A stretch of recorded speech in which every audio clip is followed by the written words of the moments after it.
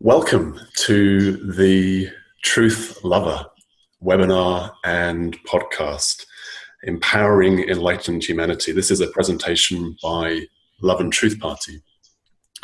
My name is Will Pye. I'm a teacher, author, transformational coach, founder of Love and Truth Party.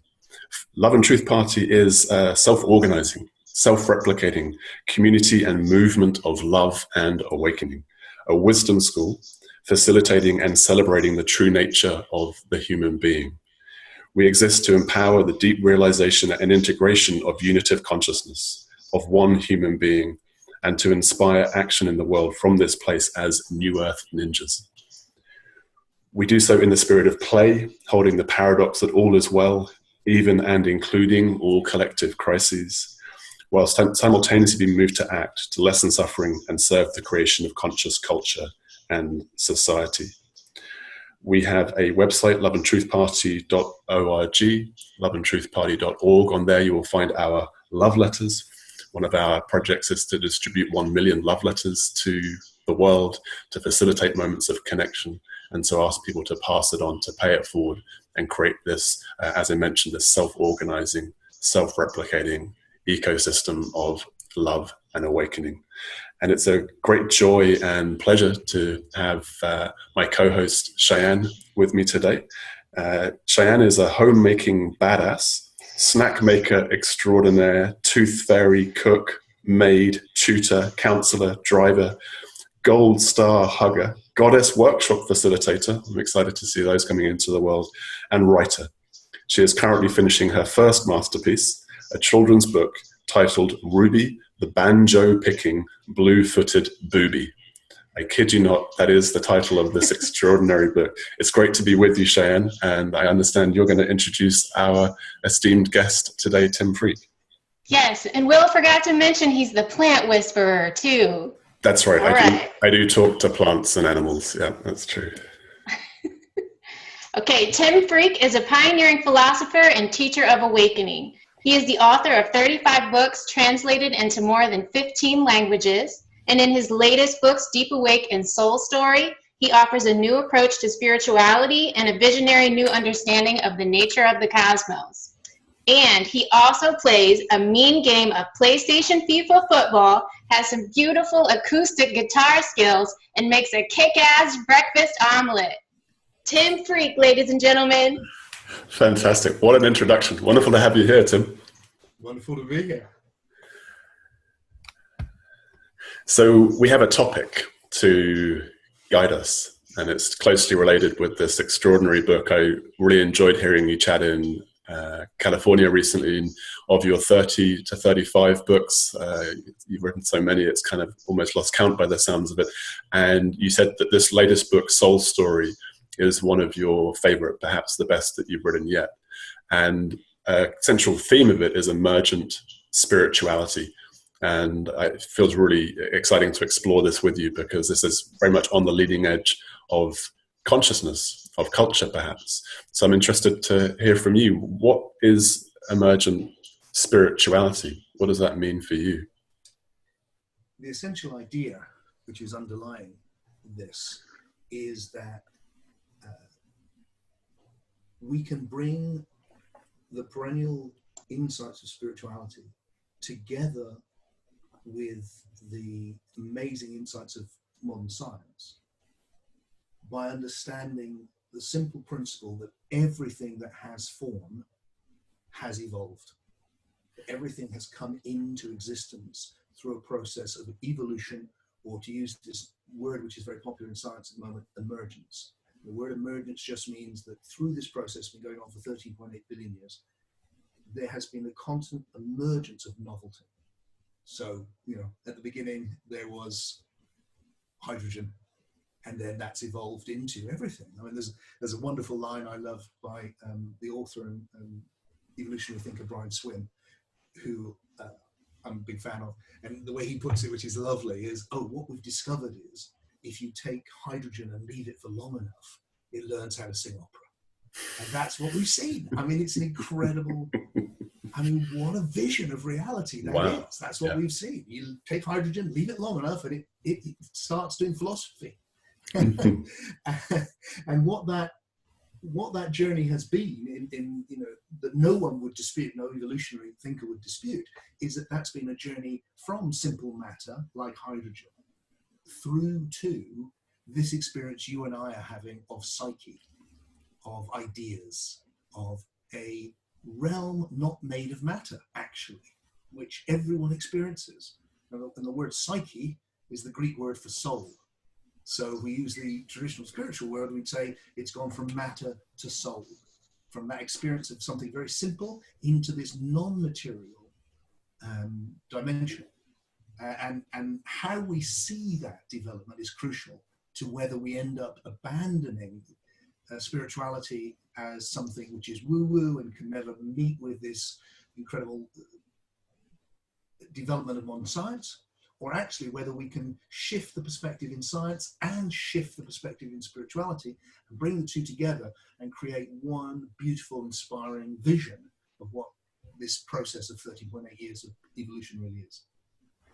Yeah, that integration of these apparent contradictory aspects of culture is something I'm really passionate about, and the recognition of the immateriality, the partiality of materialism as a perspective seems to be really, really important. There's such a sensorial bias that we're living in a physical world, and yet we know from science that it's not physical. It's full of space. It's full of 99.9999% space. And hearing the word psyche, it reminded me of an essay I wrote at school, and I used this word psyche, and the history teacher said, "I'm not familiar with this word." And I remember thinking, well, look it up. But it speaks to a resistance in a certain mindset in our culture to talk of the psyche, talk of the soul. There's a sense that it's woo-woo, as you say. And yet this integration that we're talking about, if we look to Schrödinger, to Bohm, to Heisenberg, to Einstein, to pretty much every great scientist of the 21st century, they probably would not have any problem or difficulty with this integration. Why do you think we find ourselves contemporarily with such resistance in scientific community to spirituality or to meaning or to purpose? Well, that's a really good question. I mean, materialism is dead. I think, philosophically, it died 100 years ago. But what has replaced it is a kind of objectivism. So it may not be matter, but it's something objective. It's still an objective reality. And you're right. I mean, in my previous books, I've written at length about all those scientific figures you talked about, saying, look, these guys were sort of mystics, really, Gnostics, nearly all of them. However, for me, it's not enough. What they're even saying is not enough, because what they will go with is a very non-dual spirituality. It's what they're being influenced by also. Of course, they are receiving an input from the East, which is coming in, as well as the development of quantum physics and all these Newton relativity. And they're at the vortex where that's just beginning to meet, and we've inherited all of that. So it's quite easy, I think, to bring together a form of spirituality which does actually abandon soul, which just goes, look, it's all one, or it's all one consciousness, would be it's not that far off from it's all just matter, because it's a reduction of its complexity to something very simple. What I love about emergence is it's the opposite of reductionism. Reductionism says if you want to understand something complex, you understand it by going to something which is simpler than it, or more basic than it, or primitive. Emergent says that's impossible, because the new thing is greater than what has gone before and must be understood on its own terms. So the presence of life cannot be reduced to just chemicals. If you took the chemicals that make up my body and put them in a pile, you'd have a real trouble having a conversation with them. But put them in this and it creates life, oh my God, there's a whole different thing, because biology is more emergent than physicality. It's a new level. And to me, it seems that soul or imagination or mind or whatever word you give for the fact, I want to get this clear. I'm not talking theology here. I'm not going, there's a soul, it's like this. I'm going, look, everyone's experiencing right now, everybody, a non-material realm. And you can call it imagination, mind, psyche, soul, whatever word you give it, I don't care. But you're experiencing it. And we are passing ideas between us in that realm. All the meaning of these funny sounds that I'm making exists in psyche or imagination. It doesn't exist in the material world. It's not made of matter. So the question becomes, if this 13.8 billion years of evolution from hydrogen to psyche, what is psyche? Now, what objectivism does, and you're right to say this, is what it does is it goes, the psyche is just a byproduct of the brain. And that is a dominant view right now. That's all it is. And one which I think it's hard, what my feeling is that there's much more to be said than that. But we desperately need a restatement of esoteric philosophy which can take into account what's been found out for the last 2,000 years, because most forms of esoteric philosophy were created by people who thought the world was flat. It's very old thinking, and it needs a major update, but it still contains deep truths. One of which, very importantly, it seems to me, is around death. Completely central to nearly all forms of spirituality is the huge claim that the soul is immortal. It does not die. And it seems to me that we can easily bring, well, not easily, but it's possible to bring science and spirituality together on science's terms by abandoning the idea of the soul and abandoning the idea of immortality. That's happening all over. Oh, it's all one. Yeah, we can all agree on that. It's all one energy. Yeah, so it is. Call that energy consciousness, if you like. Who cares? It's that reform of monist reductionism is very easy. But come in and say something grand like, there is something, your soul that survives death, and that's like, well, that's crazy.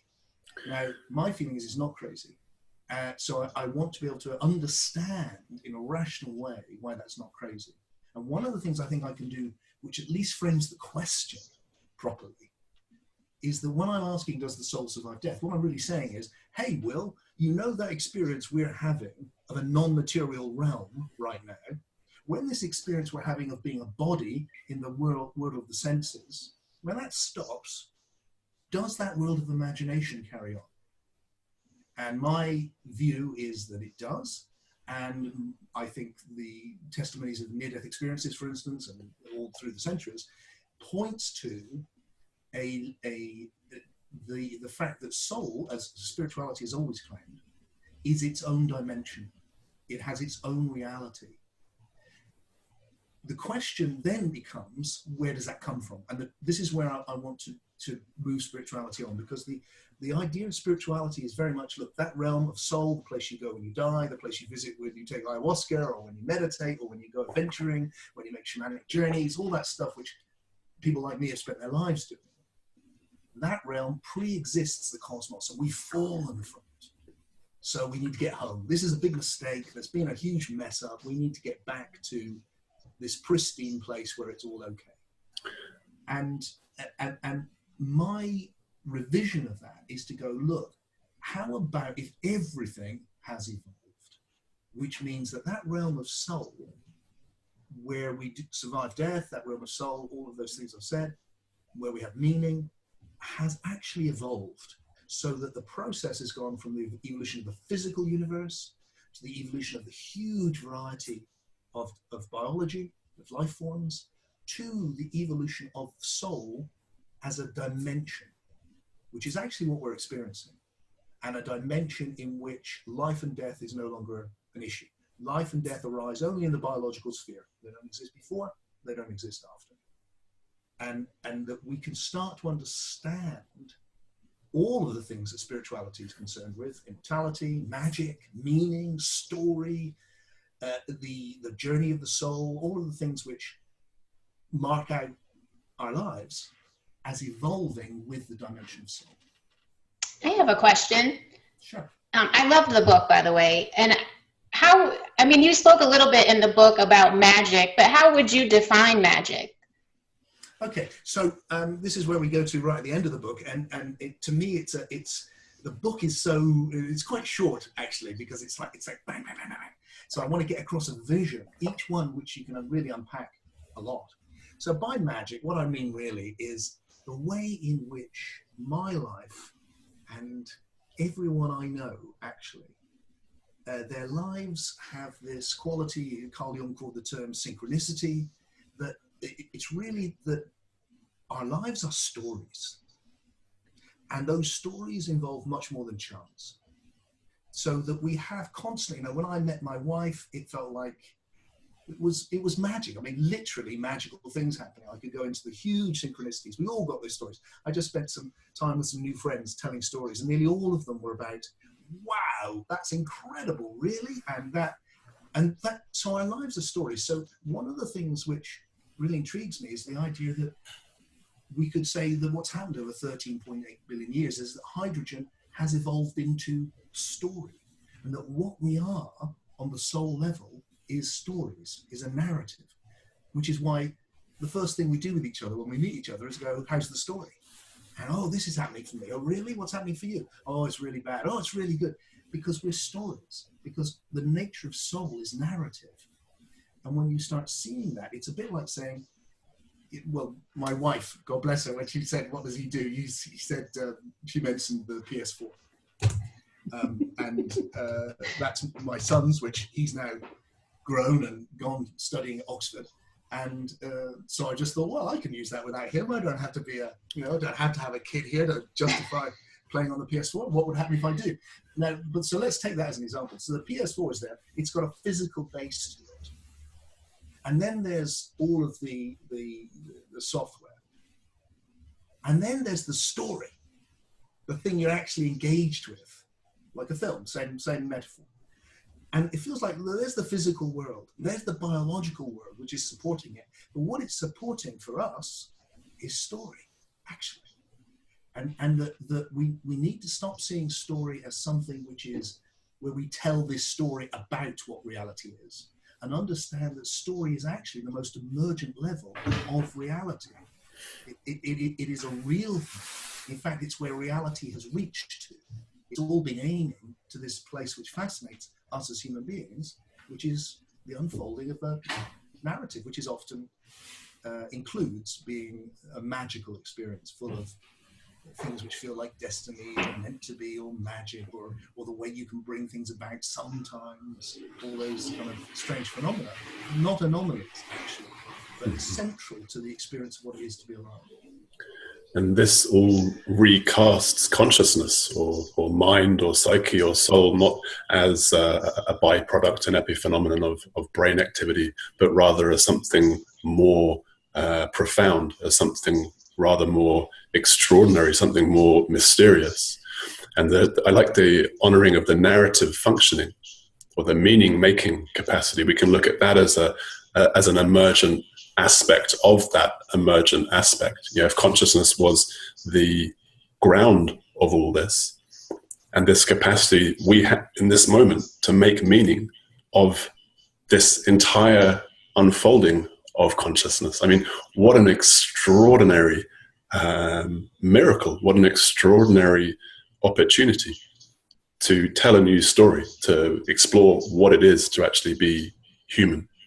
And it seems that there's something about an emergent spirituality which is a bit more helpful, a bit more supportive of a happy human being, of a productive human being, of a healthy human being than some of the more reductive approaches. So it seems to be eminently practical. Yeah, really. Well, there's a whole load of stuff in there, Will, which would be great to touch on. I mean, purpose, for one thing. The book's called The Meaning of Life. The Purpose of Life is one of the subtitles of the book. And so we should get into that, because that's hugely important, that we have a sense of what the purpose of existence might be and that we can answer that. The biggest thing, for me, most of my work, as you personally know, is about waking up. It's about awakening to this love and oneness that you started off this thing with. So why have I gone into philosophy? Well, I'm a philosopher, one reason, but also because it feels like we need a new worldview, and it needs to be intellectually robust, but it needs to challenge the old ones. So the challenge to science is, hey, evolution didn't end with biology and then this funny side effect. It actually created another whole emergent level, which is soul, which is it's a dimension made of images, and you're experiencing it right now.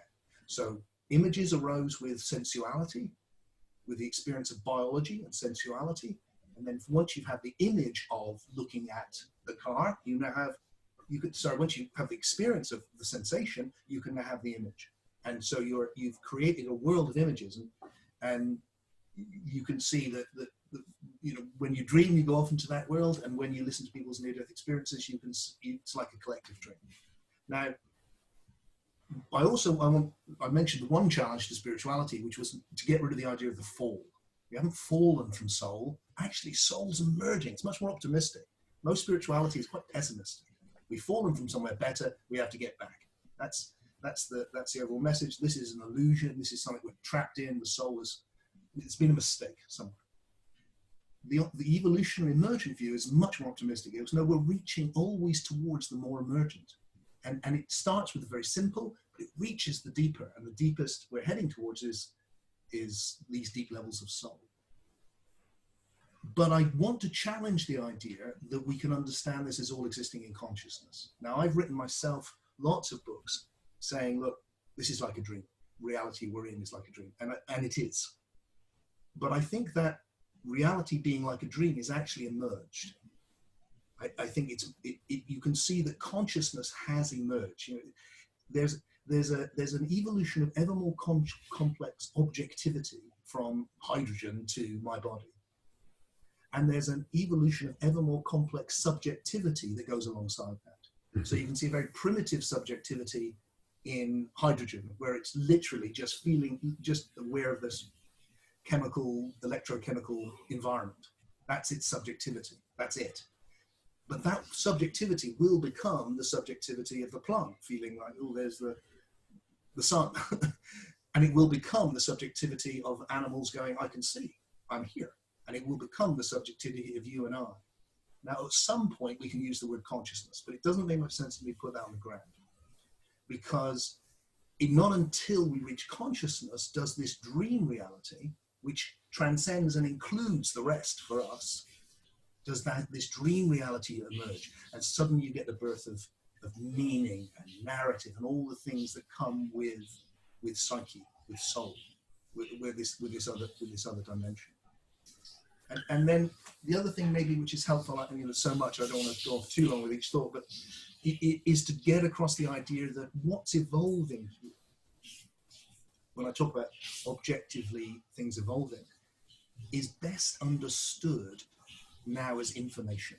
When we said materialism's dead, partly it's because physics has eventually, like you said, it's not here.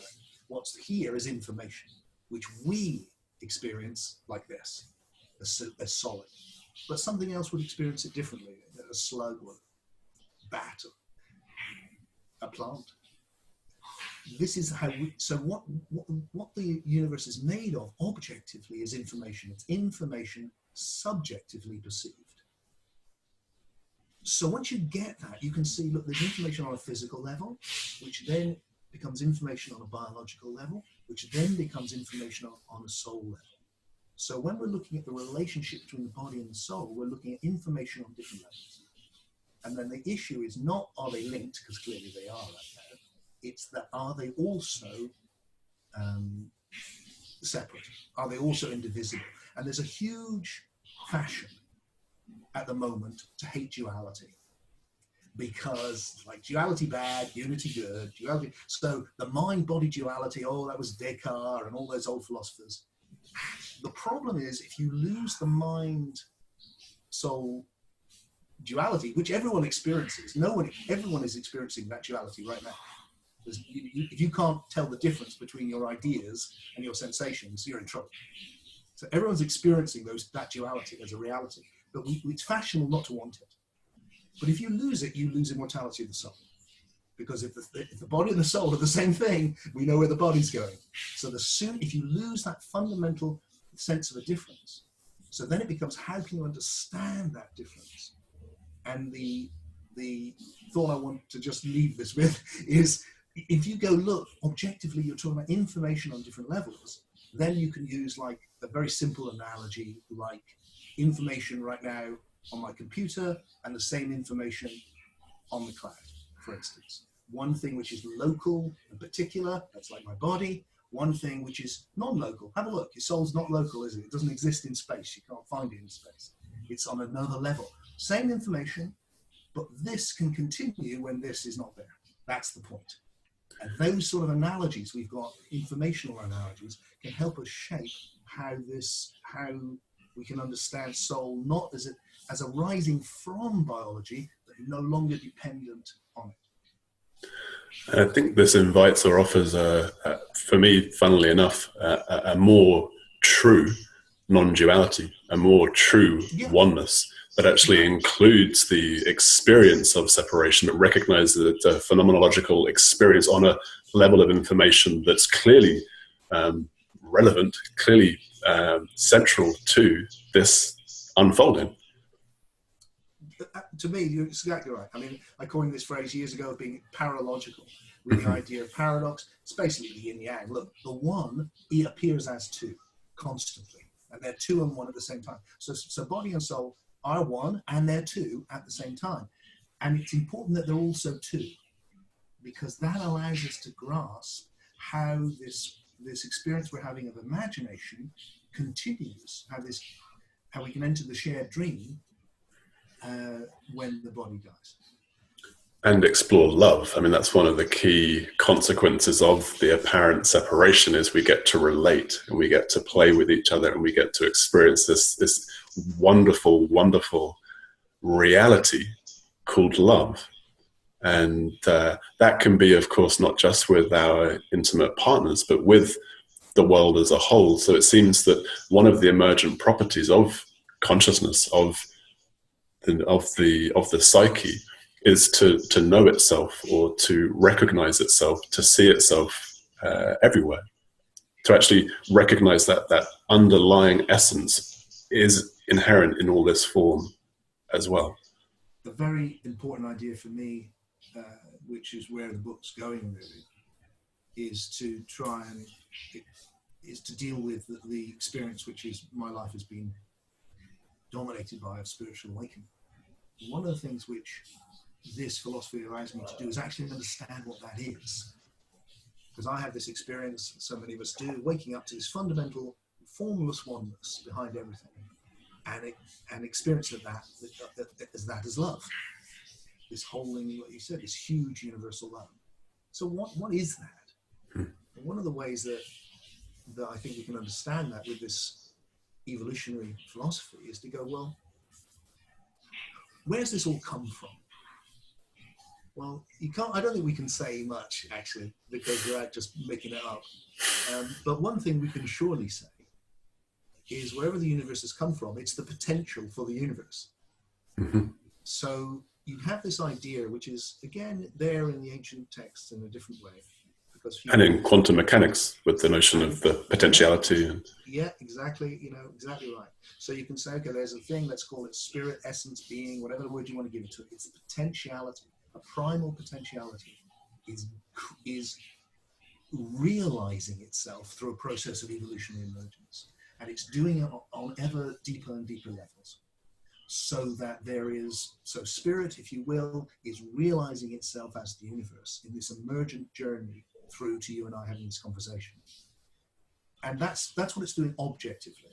Subjectively, you could say the same thing, that spirit is experiencing itself as the universe. So it's the subjectivity of the atom, which I talked about earlier, very simple subjectivity. It's the subjectivity of the plant, very simple, more emergent. The subjectivity of beginnings of some sensation. And then the subjectivity of the world of images, so that the experiencer of this stream of time, this stream of experiences, which I'm having, is actually the one, the formless oneness from which everything is arising, and it's present right now. It's experiencing itself as Tim and as both of you. And so what happens? So the latest thing, it seems to me, in this evolutionary process is actually spiritual awakening. That's where it's been going. So that when we place attention back on itself, when we actually look beyond not just sensation, which is amazing, and imagination, which is phenomenal, but actually turn it back on itself and goes, well, what's watching this? At that moment, the formless oneness becomes conscious of itself. And there's this, oh, I am everything. I am the being of everything. But I'm the being of everything appearing as Tim. And you're the being of everyone appearing as both of you. And that is the awakening. And with that oneness, there's this love, because love is how oneness feels. It's that sense of connection and communion. And when it's universal, it's what I call big love. It's with everything and everyone. And I can't imagine a more profound, meaningful purpose than this notion that the divine or spirit or the essence of all things would play hide and seek with itself, would individuate in order that it could know itself through this experience of subjectivity, which is immediately recognizable to everyone. The mind may be so noisy that perhaps it's seemingly not, but if we really stop and pause for a moment, this awareness of awareness, this awareness of being, is so simple and so ever present that its potential for cultural, societal shifts, if this was the stated purpose. It makes me think of that John Lennon quote when he was asked what the purpose of life is, and he said, to be happy. And she said, you misunderstood the question, the teacher said. And he said, no, you misunderstood the answer.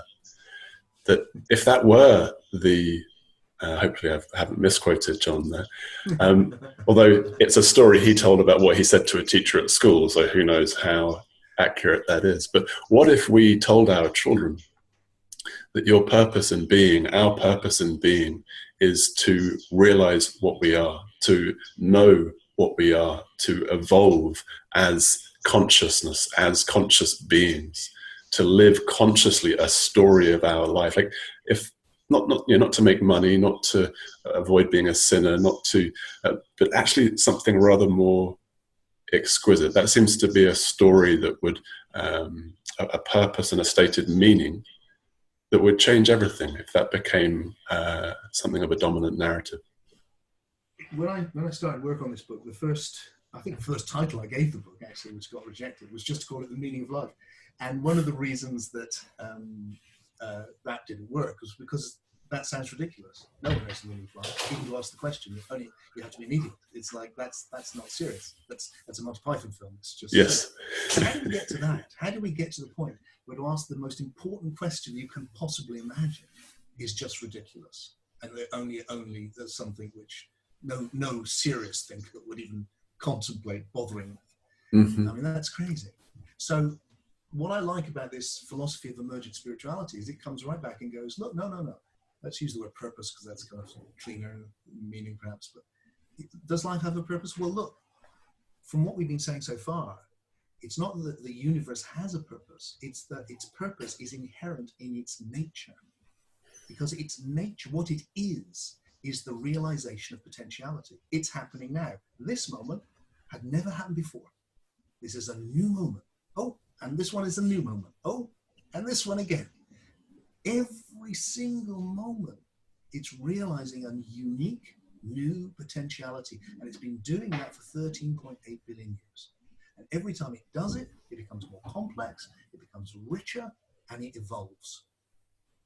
Doesn't mean it's linear, of course. Evolution is far, far from linear. And human evolution especially, and our personal evolution also. But there is a tendency, inevitably, towards the emergence of deeper and deeper potentials. When I couldn't speak, there was no potential for me to have this conversation. Before I written this book, there was no potential for me to have this conversation. Because I've done those things, this is now possible. And this new possibility, this wonderful conversation with you can happen. So therefore we can say, look, the whole universe, the purpose of the universe is to realize deeper and deeper and more emergent potentials. Well, we are the universe. We're the cutting edge of the universe. In this area anyway, as far as we know. So what's our purpose? Well, to realize deeper and deeper and more emergent potentials. And I think if you begin to wake up, you really get that. Well, one of the things which we can all do, which is a common thing, is we can wake up to our deeper essence. when we do that, there's this profound oneness and this incredible love. Then from that, we can go, okay, so what is the unique potentials that Tim can realize on this particular story? Because the universe has evolved from hydrogen to stories. So now it's stories. So what's the most emergent story that Tim can become?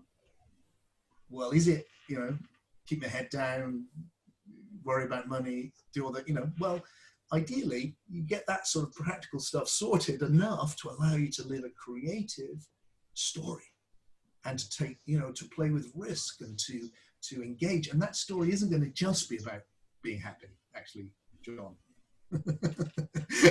Much as we'd all like it to be as simple as, it sounds good. Just be happy. The Dalai Lama tries the same thing. It doesn't really work, I don't think.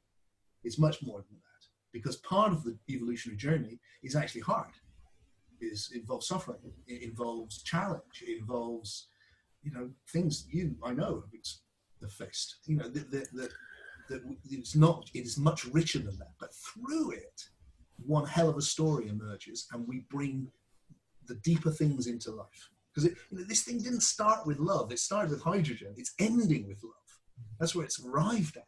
This is new. That's why there's not much of it in the world. We have to bring it in. Yeah, there's something just to draw out of that I want to give attention to is the uniqueness. So this is often lost in the realization of oneness or in non-dual teachings or in enlightenment teachings. But the reality is undeniable that every single awakening, every single enlightenment is expressed a little differently. It's experienced a little differently. Okay. So there's this wonderful way that the impersonal presence that is all things somehow, through this wonderful trick, experiences itself in a different way and has a different fingerprint, a different coding, a different shape of itself in Cheyenne, in Tim, in Will, in every single human being. And there's such power in that realization that every single individual has a unique and essential role to play in the unfolding of the universe, not from a place of narcissistic ego. Right. It's like, wow, that brings up the awe. The reason I've done all of this, and it's a follow-on from my previous work, really, is that I've reached the point where I'm just sick to death with hearing spiritual people that devalue life, and specifically individuality. Mm-hmm. 30.8 years to develop individuality, to develop thinking, the mind, imagination, everything we've got. And the idea that that's some god-awful mistake, and if we could just get back to formlessness, it's like, what? And realize we didn't really exist. And, it's like, really, if you don't want to exist, just go into a corner and don't exist. But leave the rest of us to live, to actually engage with this. And, and hearing Eckhart and all those other people, oh, your story, get out of your story. It's like, I love people's stories. Sure, you can get stuck in it. You can get stuck in anything. You can get, anything. You can turn anything into a problem.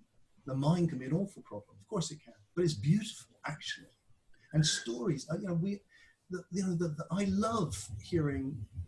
I want to hear your story, and it's just, I hear people's stories. It makes me cry. It makes me laugh. It makes me inspire. Just everything, doesn't it? Why do we like movies? Why do these are not irrelevant. They're not traps into which consciousness has fallen.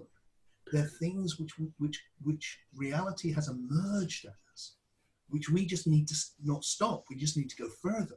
We need to take them on, not get stuck on this on a lesser level, but reach to express deeper stories, richer stories, individually, collectively, and to realize that. The reason that the death thing is that people say to me of, oh, well, I'm happy, I'll cease to exist, and that's fine. And you know what? I've had a lovely life. And, there's part of me that feels like, yeah, I'd be fine too. But there's so much, but I'm not fine when it's a 2-year-old kid with AIDS. I'm not fine because it feels like, okay, so the universe is a pretty arbitrary, cruel, unpleasant place then, actually. And I'm pretty uncomfortable about that. And the reason I'm uncomfortable about it is when I enter this deep state of awakening, there's a sense that, no, this is okay. There's a profound goodness to reality here. Profound, wonderful, kind of naive in a way. And it feels like the most real thing I know. So how can that be true? And that's why, the individuality and the fact that death is not the end is a very important aspect of understanding the benign nature of existence, that once it would matter that something would be lost with death was no longer an issue. That's my feeling.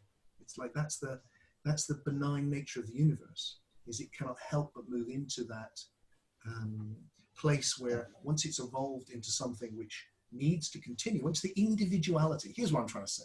I'm trying to say this. Sorry, I've been a bit long-winded with this thought. Look, here's the point I want to make. The individuality is what it's all about. It's not the mistake. It's exactly the point.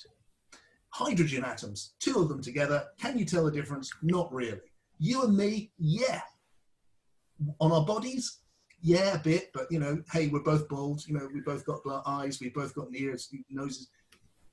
But on our souls and our psyche, we've got different histories, we've got different experiences, we're unique, and we're doing unique things. And that level of individuation is what it's all been for. And that's why death is a hindrance to evolution, because that needs to continue. Bodies, yeah, that's a biological level. The best thing for biology is death, because if you keep killing bodies off, you will develop better species. It worked really well. But once you reach soul, that's not true. Now you need a new evolutionary mechanism. So the whole Darwinian thing, that's not the evolutionary mechanism. That didn't exist before there was biology. There was no natural selection. There was no genes. The evolutionary method was different. With biology, you get Darwin's natural selection or something like it. Soul and the immortality of the soul, I think you get something like the transmigration idea or reincarnation. You get this idea of soul existing in imagination and then coming into a symbiotic relationship with the body, and then back into imagination, a symbiotic relationship with the body. And that, so that actually these ancient esoteric teachings are still valid. We just need to understand them in a new way.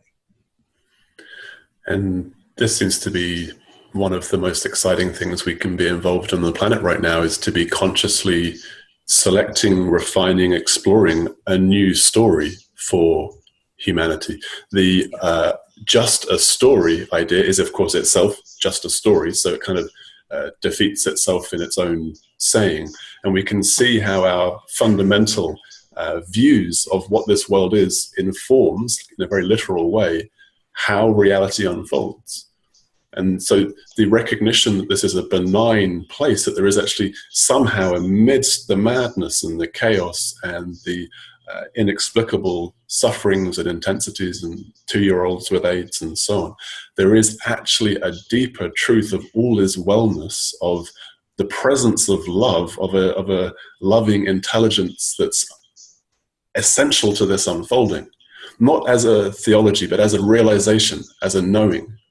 And then that story, that communicated. I mean, this is, for me, such a better story than, you know, we're all sinners, or we're just some accident of biology.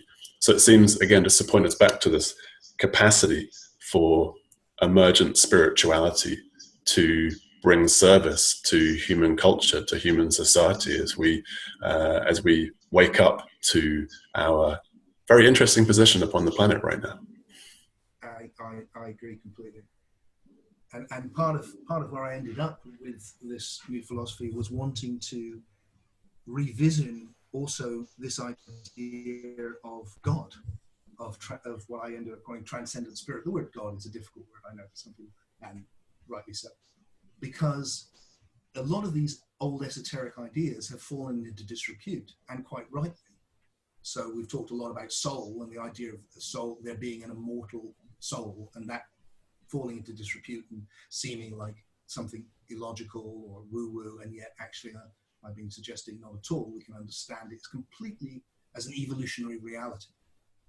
And in the same way, I think we can look at this whole nature of God in the same way. So my experience, which you just touched on there really since I was a little boy, is, oh my God, there's this greater being of love and goodness, which I wake up into, which is there and is this huge benign quality to it, this just this safety and just beautiful. But the idea of God has become, for myself as well, it became like, well, it doesn't really stack up, does it? Because most people want to put God at the beginning of time. God is the creator, even if you do it in a kind of slightly kind of modern, non-dualist sort of way, and God is the great consciousness, benign, loving consciousness, who dreams the dream of the universe. It's like, however you do it, God's at the beginning. Well, frankly, if God's at the beginning, he's a monster, or it's a monster, or she's a monster, because the journey of life is monstrous. I mean, it's like, I don't care if it's just 1 2-year-old dying painfully of AIDS. It's like, that's one piece too much. Whereas, you cannot reconcile that journey of 13.8 billion years. And he's nuts too, because, we've had 5 mass extinctions, including 120 million years of dinosaurs. So the God at the beginning of time is mean, indecisive, and crazy. So rightfully, my feeling is an old Gnostic thought, I guess, is like, well, screw you. I'm not interested, this is a mad God. However, sorry, I'm just playing, but if you put God not at the beginning of time, but you say God's not where it's coming from, God is where it's going. God is where it's going, because the most emergent things come last, not first. It starts with potentiality. Where it's going is the realization of that potentiality in the deepest possible way. I would offer a paralogical thought, which would be that it is both, that there is somehow a mad, insane God, or that God is the potentiality and then is the emergence as well, to really sort of have that infinite loop playing itself out.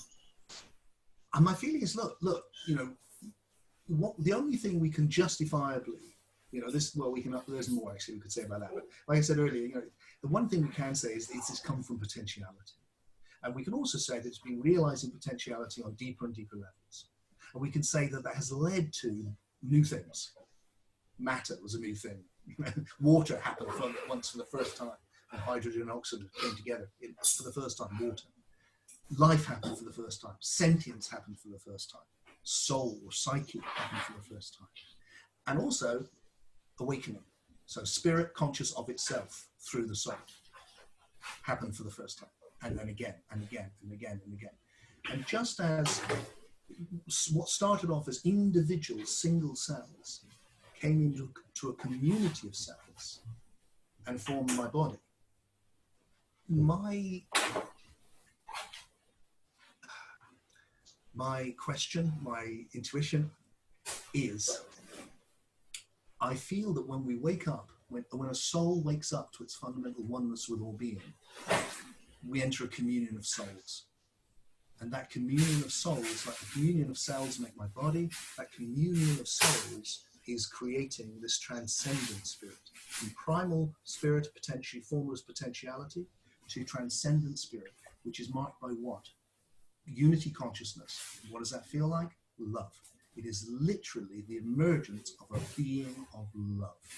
And the reason that the world is not all perfect is because the being of love is not running the show.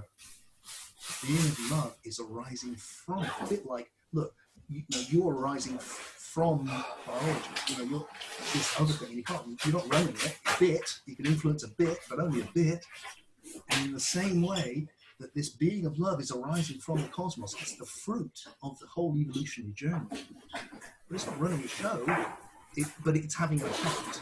And when we tune into it, when we take our will and give it to the being of love, we play a role in actually creating God.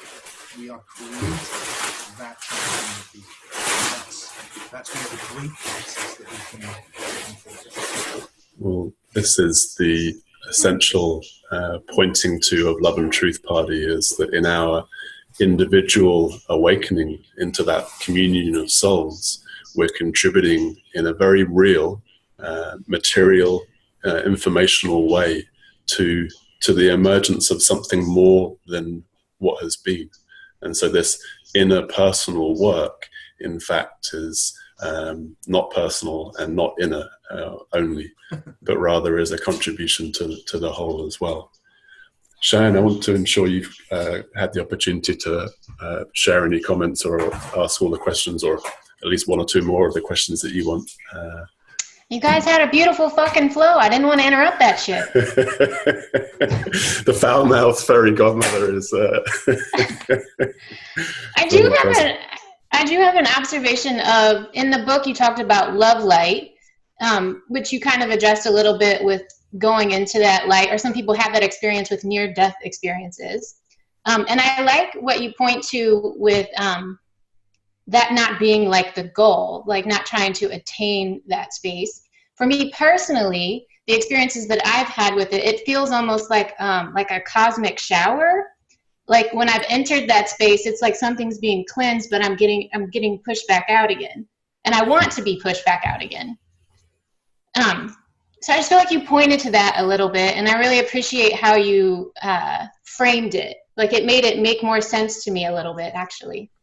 I'm really pleased to hear that. So this is another aspect of the same themes that we've been touching on, but in a different way. So one of the experiences that people report after death, and one that I recognize from my own sort of awakening experiences sometimes, is that very often, and this has been happening throughout history, you enter the communal dream, you enter the after-death dimension, the soul dimension, and there's this light, and this light is the oneness, it's the formlessness. And there's a great phrase, actually, in the Tibetan Book of the Dead, which can be translated that it is the luminous potentiality, which is perfect for me. It's like, yeah, that's the luminous potentiality. Now, because spirituality is built on a philosophy of the fall, the whole thing is to get back to the luminous potentiality. So let go of Tim, let go of your individuality, and dissolve back into the oneness like a drop into the ocean. That's all part of the problem, is your individuality. That's your ego, that's your separateness, that's the enemy. What I'm suggesting is it's not the enemy at all, it's the whole point. The last thing you want to do, actually it's impossible, but you could, is to dissolve back into the formlessness. Because if you dissolve back into the formlessness, there's nothing. There's no consciousness, there's nothing. To be consciously one, we need to be in form. We need to be in duality, because consciousness is subject and object. So the whole point actually is to go into the light and stay conscious. That's the big love. That's the bliss. That's the knowledge, the knowing. But to stay conscious is to retain your individuality. So that what we're doing is actually developing an individuality which is robust enough and deep enough to support these incredibly deep levels of consciousness, so that we can go into the love light and be in it as a discrete soul within the communion of souls. So that the communion, the light itself is actually, to use a metaphor which was actually given to me by somebody who, from their near-death experience, she described the light and souls moving into it and out of it like embers, like sparks, which is actually an old Hermetic story as well. And what that's saying is the love light is all the sparks. That's what it is. It's the communion of souls. And you enter in, and there's the communion, and as you enter in, you're part of that, and you make that exist. And then you fall away. Why? Because the soul needs to keep evolving, because that's what we're in. And to do that, we fall into other levels like this one, and we have this experience, because through this experience, we are forming what we are. That's what we're doing. We're creating ourselves. Every moment, actually, we're creating what we are. And that's not a mistake. It's not a waste of time. Everything that you've ever experienced, all of us, it matters, because it all makes us what we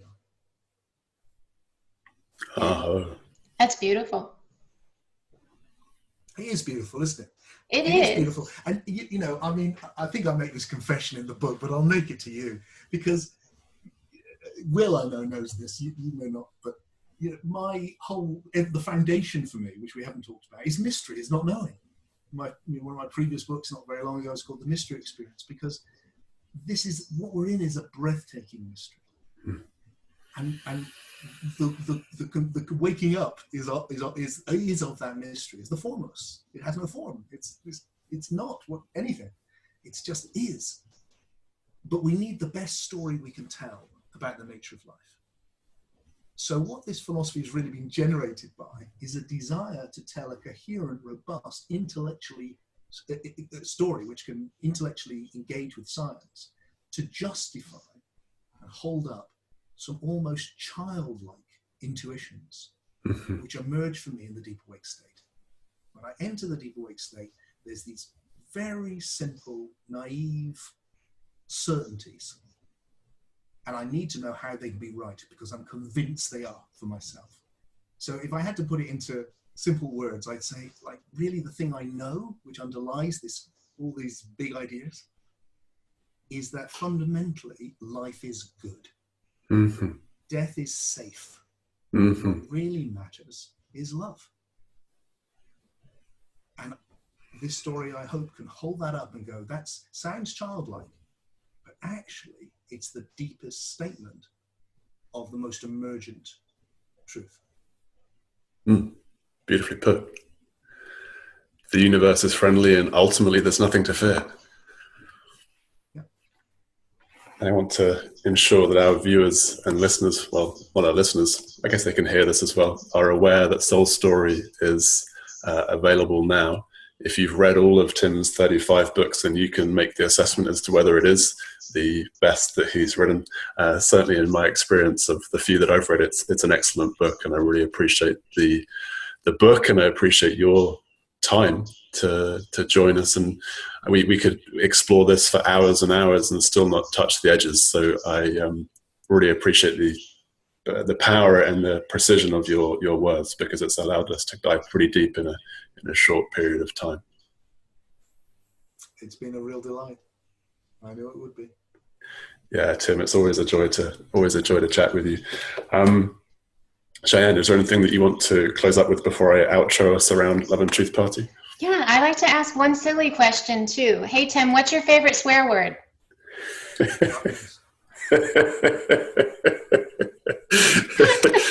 So this childlike playfulness is definitely something we want to see at the forefront of emergent spirituality and humor. Fuck yeah. Awe, marvel, humor, irreverence. Yeah, really. Beautiful. Absolutely right. So, I mean, thank you. Love it that I just love it that, love and truth, which are these deep, beautiful qualities, have finally turned into a party. I just think that's great. I wanted it so long. Now we can really enjoy them. This is very much they were stuck up their own arse for so long. Yeah, right, weren't we? Especially truth. Truth was so. Truth took itself so seriously. Now it's getting down with love at the party. I think we can really get things moving. It's about fucking time. Yeah. Yeah, that's what I call emergent. Yeah, right. They profoundly put. So a nice segue into Love and Truth Party. I want to draw people's attention to these love letters from the universe, giving people the experience in an emergent moment of the friendliness of the universe. You can download them from our website, loveandtruthparty.org. You can soon purchase them from the site as well, but for now they're there in 10 different languages, I think. And we encourage and invite you to go out onto the streets to give people love. And the experience many people report is it's fantastically beautiful and fun for themselves. We then invite people to pass it forward, to pay it forward, and see what happens. Our intention is simple, is to distribute 1 million moments of love, of connection, ask it to be paid forward, and see what happens. And we hope that this webinar today has been useful and valuable in itself for you listening and watching. If you have enjoyed the production and would like to support the creation of more similar programming and feel resonance with the call to be of service to an emergent human culture, please join us. You can download the love letters, sign up for our newsletter, like and follow on Facebook, of course, and the happiness hacks are available on the site as well to make available the basic principles of well-being and happiness and what it is to live a thriving life. And thank you to all our supporters and contributors, to the many people that have been involved in Love and Truth Party up until this point, and of course the 13.8 billion years of history that ultimately has led to us being here today. Thank you, Tim. Thank you, Cheyenne. Greatly appreciating your presence and contributions today.